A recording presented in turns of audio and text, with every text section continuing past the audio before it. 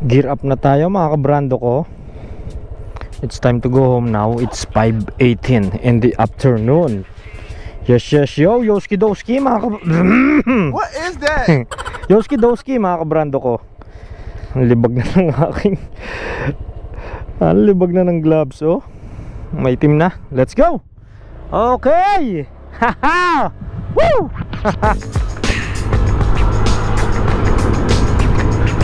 Wow, wow, wow, wow, wow, wow, wow. Sarap mag-drive pagka complete gear ka mga kabrando. Wala kang inaalala kahit pa bumangking ka ng bumangking na sobrang sagad na banking.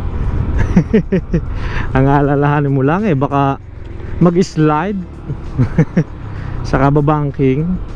Okay, ratrata na to mga kabrando. Woo! Haha.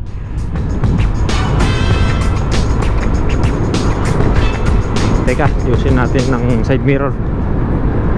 Yan. Yun, oh. Kitang kita na, nasa likod. Hahaw.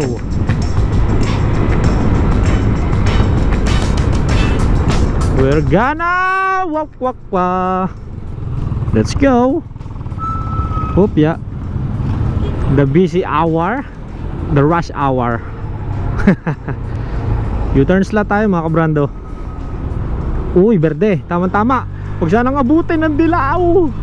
Huwag sanang abutin. Huwag sanang abutin ng dilaw. Huwag. Huwag. Yes! Lusot mga kabrando. Woo! Haha! Yeah, boy. Ratrata na to pa uwi. So umuwi tayo ng 5:18. Let's see kung makakaya natin ang mga 30 minutes. Wow. 30 minutes. Biruin mo yun. Napakatulin mo naman. Hindi ka naman big bike, baby kleng kleng. Pero si Baby Jet kinaya nung nakaraan mga kabrando. Na-vlog natin yun, yung 30 minutes pa uwi. Pero pagka ganitong mga busy hour, rush hour, hindi natin makakaya. Because you know, look, ma-traffic. Pero pipilitin pa rin natin mga kabrando. Kilala nyo naman si Jet Motospeed. Walang imposible kay Jet Motospeed. Yes, yes, yo. Wow. Another impression mga kabrando dito kay Honda Click is yung kanyang suspension. Napakaganda kahit malubak. Napaka smooth na smooth ang kanyang suspension or ang kanyang shock mga kabrando. Oh, kahit yung patakbuhin mo ng mabagal or mabilis sa isang lubakan, ang gandang lumaro ng kanyang shock, front and rear mga kabrando. Yun pa yung isa sa maganda dito kay Click. Bukod sa malakas ang makina, digital gauge panel, talaga namang mapapabili ka nitong Honda Click 125. Oh, ang daming naka Honda Click talaga, oh. Ito, nasa una natin si Cabrando, tsaka si Cabrando naka Honda Click, tsaka yun nasa una. Honda Click everywhere.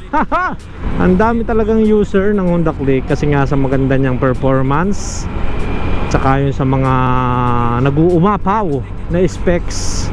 Talagang yung comparison is napakalaking advantage ni Honda Click kaysa sa ibang brand na 125cc. Tingin ko nga siya yung king of the 125cc scooter. Yan o. Yan, umatrat na rin si Cabrando. Let's go Cabrando. Mahabol ata. Hindi ko makita. Ayun, naiwanan na pala. Kasi nga raratra tayo pa uwi mga Cabrando. 5:18 tayo umalis. So kailangan 5:58 nasa bahay na o 5:48. What? Ano ganyan? Hindi na ako po napakausok. Overtake na tayo sa truck. Pakausok. Ay. Woo! Dumudulo. Yung pa mga tropa ni Baby Kleng Kleng. Mga kabrando ni Baby Kleng Kleng, yan nasa una. Siguradong meron dyan kabrando si Baby Kleng Kleng. Uy, parang napahiya ata ako. Wala. Cafe Racer. Tapos ano yun, nasa una. Tapos Honda Beat. Yun, meron kabrando si Baby Kleng Kleng na nakita. Talagang kahit saan ay makakita ka ng kabrando nating nakaklik. Oh, pagkasulit naman talaga ay Diyos ko po, hanggang ngayon panay-panay pa rin ang benta ng Honda, ng Honda Click. Si kabrando naka Team Red, si kabrando naka Honda Click. Parang nasasanay na rin ako sa tambutso niya mga kabrando, kahit stock. Parang ayaw ko munang palitan, kasi nung nakaraan balak ko na talagang palitan. Gusto ko nang i-order to ng pipe yung Kaizen pipe na dual purpose, kasi pwede siyang merong silencer, pwede siyang i-open muffler. Ayun, parang nagbago na isip ko na wag na lang palitan.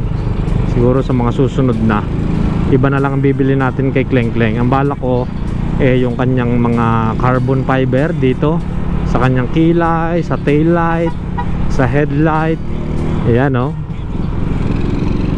alam ang mga shortcut ang daan pero dito lang naman yung traffic, sa banda doon hindi na. Uy, may X-Max dito, bagong X-Max.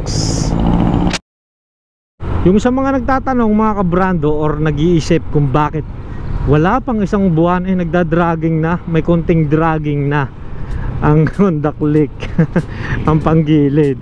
Hindi ko alam nga po kung bakit ganon, pero ito si Baby Kleng Kleng, ganon ang nararamdaman niya, ganon ang nararamdaman ko. Pagka konting piga yung sa arangkada nagdadrag siya. Konting drag lang naman, siguro pagka dumumi at medyo pudpud ng konti ng bola, lalo lalakas yun. Tingin ko kasi mga Honda may mga dragging issue talaga kahit pabago.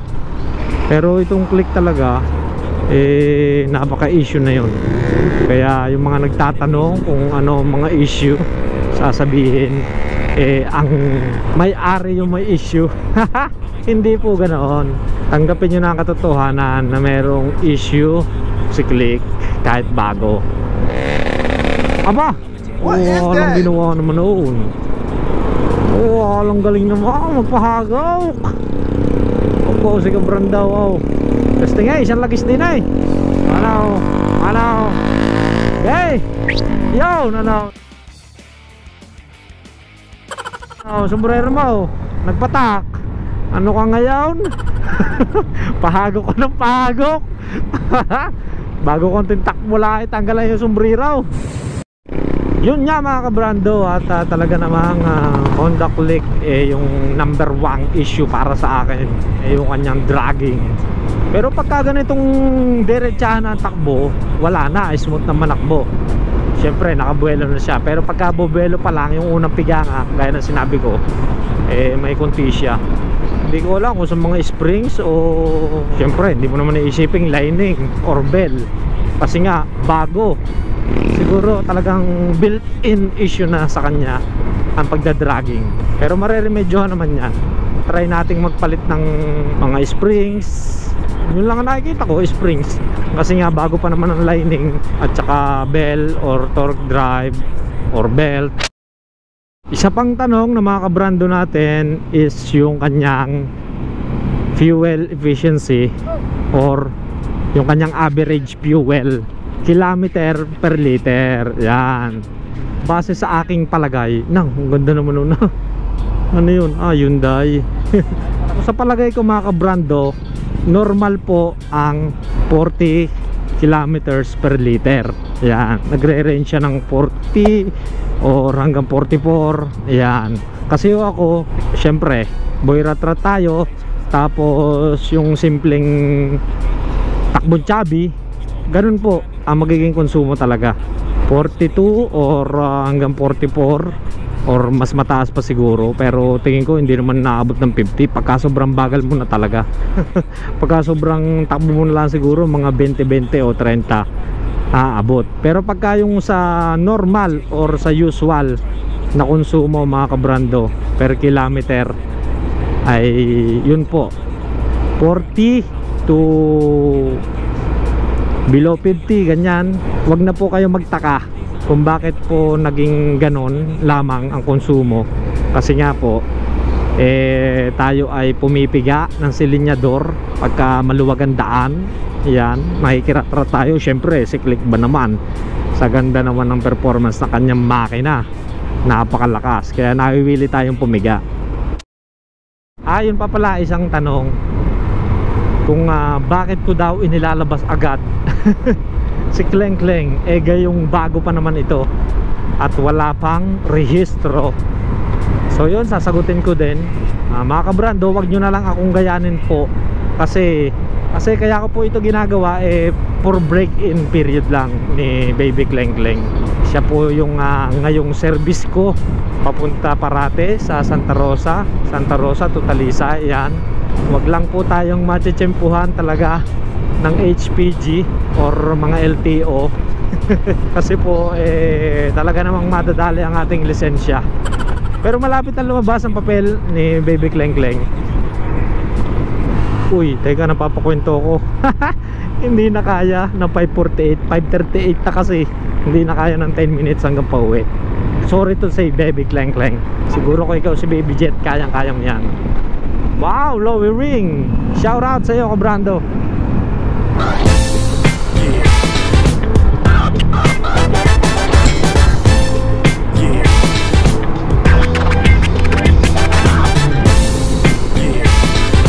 So yun mga kabrando, hanggang dito na lang muna ulit siguro. Maraming salamat again sa panonood, sa pakikinig. Always mga kabrando, solid kabrando. Hanggang sa muling retrata natin. Woo! Wow! Wow! Wow! Wow! Haha! Peace!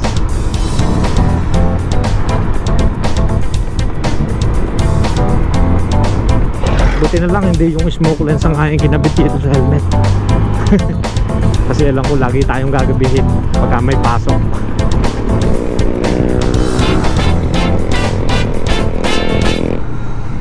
Yan, oh. Angkas din ng OBR. Sigurado marami na naman tao sa Layuna doon sa viewing. Puro naka Honda Click, sina kabrando. Isa pa nga pala sa napansin ko mga kabrando, yung annoying na ingay niya dito sa panggilid. Hindi ko alam kung sa air filter baga ng panggilid or sa over ng coolant, hindi ko alam, pero napaka-annoying talaga, lalo pagka magme-minor. Yan, layo na dito al pagkagabi mga kabrando. Shoutout sa ating lahat, mga nakatambay, mga maglovers. Yan, shoutout sa lahat mga kabrando ko.